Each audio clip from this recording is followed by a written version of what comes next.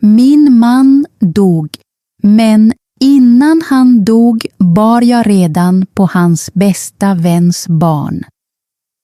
Det här är den mörkaste hemligheten i mitt liv. Jag heter Olivia. Jag är 26 år gammal och bor i en liten stad. Husen här är gamla, gatorna är lugna och människor vet nästan allt om varandra. Därför är hemligheter farliga här. Men jag har en. En mycket tung hemlighet. Min mans namn var Erik. Han dog i en bilolycka. Alla i staden älskade honom. De sa att han var snäll, ärlig och hårt arbetande. Och de hade rätt. Erik var en god man. Men ingen känner till sanningen om barnet i min mage. Inte Eriks föräldrar, inte mina grannar och inte Peter. Peter var Eriks bästa vän. Jag vill berätta hur allt hände. Inte för att jag är stolt över det. Det är jag inte. Jag vill berätta det eftersom mitt hjärta har burit denna smärta alldeles för länge.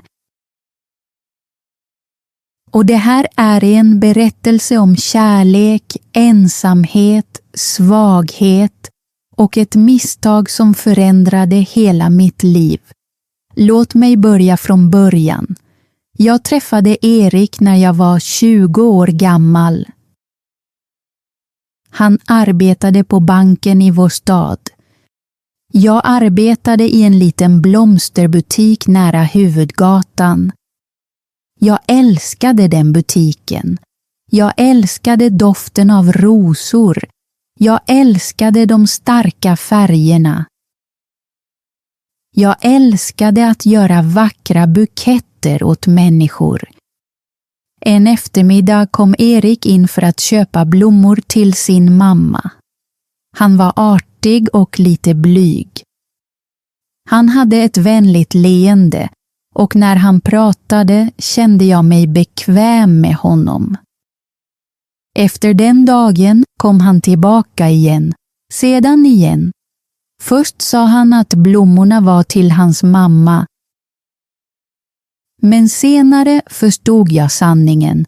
Blommorna var till mig. Vi blev förälskade snabbt. Erik fick mig att känna mig trygg. Han var lugn, seriös och omtänksam. Jag trodde att jag hade hittat personen jag skulle älska för alltid. 2 år senare gifte vi oss. Det var ett vackert bröllop. Våra familjer var lyckliga. Våra vänner kom. Alla log, dansade och firade tillsammans med oss. Eriks bästa vän, Peter, stod bredvid honom som bästman. Peter och Erik var som bröder. De hade känt varandra sedan barndomen. De spelade fotboll tillsammans, gick i skolan tillsammans och delade många minnen. Men de var inte lika. Erik var tystlåten och ansvarstagande. Peter var högljudd, rolig och full av energi. Efter att vi hade gift oss kom Peter ofta hem till oss. Han hjälpte Erik att laga saker. Han stannade på middag. Han tittade på film med oss. Han skämtade alltid när huset kändes för allvarligt.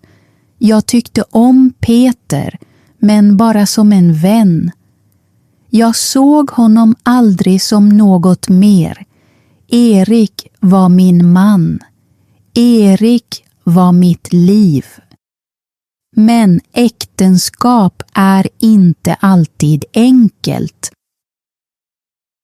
Efter 2 år började Erik arbeta mer och mer. Han ville att vi skulle köpa ett större hus. Han ville spara pengar för vår framtid. Han sa att han gjorde det för oss. Men varje kväll väntade jag ensam. Jag lagade middag, men han kom hem sent. Jag tittade på TV ensam. Jag gick och lade mig ensam. Sakta började jag känna mig osynlig. En kväll sa jag: Erik, snälla, kom hem tidigare. Jag saknar dig. Han såg trött ut och sa: Olivia, jag arbetar för vår framtid. Jag gör det här för vår familj. Jag förstod hans ord, men mitt hjärta kände sig fortfarande ensamt. Det fanns också en annan sorg mellan oss. Vi ville ha ett barn. Vi försökte länge, men ingenting hände. Varje månad hoppades jag. Varje månad grät jag. Erik var också ledsen, men vi slutade prata om det. Huset blev tyst. Vi var fortfarande gifta. Men på något sätt kändes det som om vi hade glidit långt ifrån varandra. Sedan förändrades allt en regnig kväll. Det var en tisdag. Regnet öste ner. Vinden var stark och åskan fick fönstren att skaka. Jag hatade stormar och den kvällen kände jag mig rädd och ensam. Jag ringde Erik. Snälla, kom hem, sa jag. Stormen är hemsk. Jag behöver dig. Jag kan inte komma nu, sa han. Jag har ett viktigt möte. Jag kommer hem sent. Försök att sova. Sedan avslutade han samtalet. Jag satte mig i soffan och grät. Jag kände mig liten. Jag kände mig bortglömd. En stund senare ringde det på dörren. Jag torkade bort tårarna och öppnade dörren. Det var Peter. Hans jacka var genomblöt av regnet. Olivia, sa han. Jag gick förbi. Jag såg att lamporna var tända. Jag vet att du hatar stormar. Är Erik hemma? Nej, sa jag tyst. Han arbetar. Peter tittade på mitt ansikte. Han såg mina röda ögon. Mår du bra? Frågade han. Jag försökte svara, men sanningen kom fram. Nej, viskade jag. Jag mår inte bra. Han gick in och vi gick till köket. Jag försökte göra te, men mina händer skakade. Peter tog försiktigt koppen från mig. Sätt dig ner, sa han, så jag satte mig vid bordet och berättade allt för honom. Jag berättade om Eriks sena arbetskvällar. Jag berättade om det tomma huset. Jag berättade om barnet vi inte kunde få. Jag berättade att jag kände mig osynlig i mitt eget äktenskap. Peter lyssnade tyst. Sedan sträckte han sig över bordet och tog min hand. Du är inte osynlig, Olivia, sa han. Du är snäll. Du är vacker. Du förtjänar att bli sedd. Jag tittade på honom och under ett svagt ögonblick glömde jag vem han var. Jag såg inte min mans bästa vän. Jag såg någon som lyssnade på mig. Någon som stannade kvar. Någon som brydde sig. Han höll om mig medan jag grät. Sedan kysste han mig. Jag borde ha stoppat honom. Jag borde ha tagit ett steg tillbaka. Men jag var ensam. Jag var sårad. Jag var svag. Och jag kysste honom tillbaka. Den natten gjorde vi ett fruktansvärt misstag. Nästa morgon var stormen borta. Solljuset strömmade in genom fönstret, men inom mig kändes allt mörkt. Jag vaknade och såg Peter. Skulden träffade mig som en sten. Peter vaknade också. Hans ansikte var fullt av rädsla. Olivia, sa han, förlåt mig. Det här borde aldrig ha hänt. Tårarna fyllde mina ögon. Snälla gå, viskade jag. Gå innan Erik kommer hem. Vid dörren vände sig Peter om. Vi kan aldrig berätta det för honom, sa han. Det skulle förstöra honom.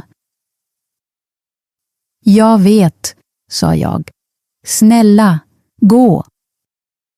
Efter att han hade gått städade jag allt. Jag bytte lakanen, jag diskade kopparna, jag öppnade fönstren, jag försökte tvätta bort misstaget. Men jag kunde inte tvätta bort det från mitt hjärta. Jag lovade mig själv att bli en bättre hustru. Jag lovade mig själv att älska Erik mer. Jag lovade mig själv att glömma Peter för alltid. Den kvällen kom Erik hem. Han såg trött ut. Jag är ledsen för igår kväll, sa han och kysste mig på kinden. Jag mådde illa av skuld, men jag tvingade mig själv att le. Det är okej, sa jag. Jag älskar dig. Och jag menade det. Jag ville rädda mitt äktenskap. Jag ville glömma Peter. Jag ville att allt skulle bli normalt igen. 2 dagar senare gick allt sönder. Det var torsdag eftermiddag när Erik ringde mig. Hans röst lät glad för första gången på flera veckor. Olivia, sa han, det stora projektet är klart. Jag kommer hem tidigt ikväll. Låt oss gå ut och äta middag. Jag vill fira med dig. För ett ögonblick kändes mitt hjärta lätt igen. Ja, sa jag snabbt. Kom hem. Jag ska vara redo. Efter samtalet valde jag en fin klänning. Jag fixade håret. Jag tog på mig lite smink. Jag ville att den kvällen skulle bli en ny början för oss. Jag väntade. 1 timme gick, sedan 2. Erik kom inte hem. Jag ringde honom, men han svarade inte. Jag ringde igen. Fortfarande inget svar. Jag gick fram och tillbaka i vardagsrummet med telefonen i handen. Mitt hjärta kändes tungt, men jag försökte hålla mig lugn. Sedan såg jag blå ljus utanför fönstret. En polisbil stannade framför huset. Innan polisen knackade på dörren visste jag redan att något fruktansvärt hade hänt. När jag öppnade dörren såg polisen på mig med sorgsna ögon. Fru Olivia, frågade han. Ja, viskade jag. Han tog ett djupt andetag. Jag är väldigt ledsen. Det har skett en olycka.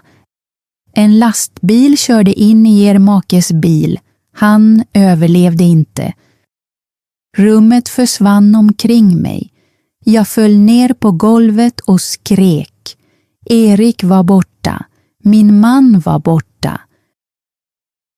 Mannen jag hade älskat, mannen jag ville förlåta, mannen jag ville börja om med, var död. De följande dagarna kändes overkliga. Människor kom till huset. Min mamma kom. Eriks föräldrar kom. Grannar kom med mat. Vänner grät i vardagsrummet. Alla kramade mig.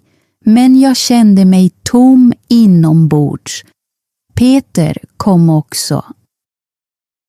Han såg förkrossad ut. Hans ögon var röda och hans ansikte var blekt. Han hade förlorat sin bästa vän, men när han tittade på mig såg jag också skuld. Vi pratade inte om den regniga kvällen, inte en enda gång. På begravningen stod Peter framför alla och talade om Erik. Han var som en bror för mig, sa han medan han grät. Jag stod nära graven, oförmögen att röra mig. Det regnade igen. Jag tittade på Eriks kista och viskade farväl, och inne i mitt hjärta viskade jag också förlåt. 2 veckor efter begravningen började jag må illa. Varje morgon sprang jag till badrummet. Först trodde jag att det var sorgen. Jag åt inte ordentligt. Jag sov inte. Min kropp var svag. Men sedan tittade jag i kalendern. Min mens var sen. Mina händer började skaka. Nej, viskade jag. Nej, snälla. Jag gick till apoteket och köpte ett graviditetstest. Jag höll huvudet sänkt så att ingen skulle känna igen mig. Hemma gjorde jag testet och väntade. 3 minuter kändes som en evighet. Sedan tittade jag. 2 streck. Positivt. Jag var gravid. Jag satte mig på badrumsgolvet och grät. En del av mig kände glädje eftersom jag hade velat ha ett barn så länge. Erik hade också velat ha ett barn. Men sedan räknade jag dagarna. 1 gång. Sedan igen. Jag och Erik hade varit distanserade före olyckan. Han hade arbetat sent varje kväll. Tidpunkten stämde inte. Barnet var inte Eriks. Barnet var Peters. Jag lade handen på min mage medan mina händer skakade. Jag bar på min mans bästa väns barn och min man var död. Jag visste inte vad jag skulle göra. Om jag berättade sanningen skulle Eriks föräldrar hata mig. Alla skulle få veta att jag hade svikit honom precis innan han dog. Det skulle förstöra minnet de hade av sin son. Och Peter... Jag kunde inte berätta för Peter heller. Han kände redan skuld. Om han fick veta att barnet var hans skulle det krossa honom. Så jag gjorde ett val. Ett fruktansvärt val. Jag bestämde mig för att ljuga. Jag torkade mina tårar, ställde mig framför spegeln och sa till mig själv: det här är Eriks barn.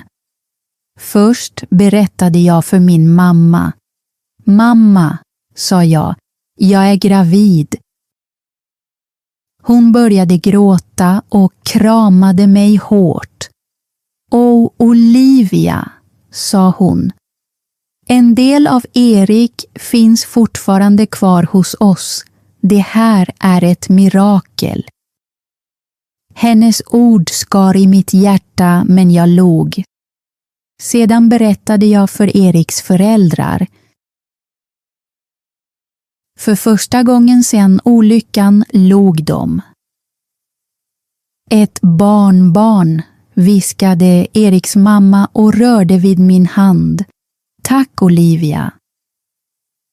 De trodde att Erik hade lämnat dem en sista gåva. Hur kunde jag ta det ifrån dem? Senare kom Peter på besök. Han hade med sig matvaror och frågade hur jag mådde. Jag tittade på honom och tvingade min röst att låta lugn. Jag har nyheter, sa jag. Jag är gravid. Peter stelnade till. Matkassen gled ur hans hand. Gravid, viskade han. Jag såg honom rakt i ögonen. Det hände före olyckan, sa jag. Det är Eriks barn. För ett ögonblick såg jag att han tänkte, räknade, undrade, så jag upprepade det bestämt. Det är Eriks barn. Peter drog ett långt andetag. Hans axlar slappnade av. Han trodde mig. Eller kanske behövde han tro mig. Tårarna fyllde hans ögon. Erik ska bli pappa, sa han tyst. Det är vackert. Sedan kramade han mig. Jag kommer att hjälpa dig, sa han. Erik är borta, men jag kommer att finnas här. Det lovar jag. Jag blundade. För han hade ingen aning om vad han lovade. De följande månaderna var några av de svåraste månaderna i mitt liv. Min mage växte och jag kände barnet röra sig inom mig. Varje liten spark borde bara ha gjort mig lycklig. Men varje gång tänkte jag på Peter. Peter höll sitt löfte. Han kom hem till mig varje helg. Han lagade små saker. Han målade barnets rum. Han hjälpte till att bygga spjälsängen. Han bar lådor, köpte det som behövdes och gjorde allt som en pappa skulle göra. Men han visste inte att han var pappan. En eftermiddag var vi i barnets rum. Väggarna var målade i en mjuk gul färg. Peter stod vid spjälsängen och log sorgset. Erik skulle ha älskat det här, sa han. Jag tittade ner. Ja, viskade jag. Peter rörde vid spjälsängen och sa: Jag saknar honom varje dag. Ibland känner jag skuld över att jag är här och hjälper till med hans barn medan han är borta. Mitt hjärta började slå snabbare. Han kände skuld, men han visste inte hela sanningen. Jag ville berätta för honom. Jag ville säga: Peter, det här barnet är ditt. Men jag förblev tyst. Jag gick ensam till läkaren eftersom jag var rädd. Jag ville inte att Peter skulle höra något om datum. Jag ville inte att en enda liten mening skulle förstöra allting. Läkaren berättade att barnet mådde bra. Och sedan berättade hon att det var en pojke. När jag berättade det för alla blev de glada. En liten pojke, sa min mamma och började gråta. Eriks föräldrar log genom sin sorg. En liten del av Erik, sa hans mamma. Hennes ord krossade mitt hjärta. Varje kväll bad jag att barnet skulle likna mig, eller Erik. Jag var rädd att han skulle födas med Peters ljusa hår och blå ögon. Sedan kom våren. En morgon började värkarna. Min mamma körde mig till sjukhuset. Förlossningen var lång och svår. I flera timmar grät jag och höll min mammas hand. Jag önskade att Erik hade varit vid min sida, men Erik var borta. Peter väntade utanför tillsammans med Eriks föräldrar. Alla var nervösa. Alla väntade på barnet som de trodde tillhörde Erik. Till slut föddes min son. Sjuksköterskan lade honom i mina armar. Han var liten, varm och vacker. Jag tittade på hans lilla ansikte och började gråta. Sedan såg jag hans hår. Det var väldigt ljust, nästan blont. Mitt hjärta stannade. Hans ögon var mörkblå som många nyfödda barns ögon, men ändå kände jag rädsla inom mig.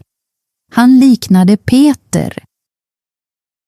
Men i samma ögonblick som jag höll honom i mina armar älskade jag honom mer än någonting annat. Han var min son. Det var det enda mitt hjärta förstod. Snart kom min mamma in. Sedan Eriks föräldrar, sedan Peter. De stod runt sängen och tittade på barnet. Han är vacker, viskade Eriks mamma. Han har Eriks näsa, sa Eriks pappa. Människor ser det de vill se. De ville se Erik, så de såg Erik. Sedan gick Peter närmare. Han tittade på barnets ansikte. Han tittade på det ljusa håret. För ett ögonblick såg jag något förändras i hans ögon. En fråga, en tanke, ett tvivel. Jag höll andan. Sedan log Peter mjukt och rörde vid barnets lilla hand. Han är perfekt, sa han. Erik skulle vara stolt. Jag kunde andas igen. Vi gav honom namnet Thomas efter min man. Lille Thomas. Nu har 2 år gått. Thomas är ett lyckligt barn. Han springer genom huset. Han skrattar högt. Han älskar fotboll. Han älskar när Peter kommer på besök. Och Peter kommer fortfarande ofta. Han äter middag med oss. Han leker med Thomas i trädgården. Han lyfter upp honom i luften och får honom att skratta. Ibland tittar jag på dem tillsammans och mitt hjärta gör ont. De har samma ljusa hår, samma blå ögon, samma leende. Ju äldre Thomas blir, desto mer liknar han Peter. Människor börjar lägga märke till det. En dag tittade en granne på Thomas och sa: Han är så blond. Erik hade väl mörkt hår. Jag log snabbt. Min mammas familj har ljust hår, sa jag. Hon nickade, men hennes blick stannade på mig lite för länge.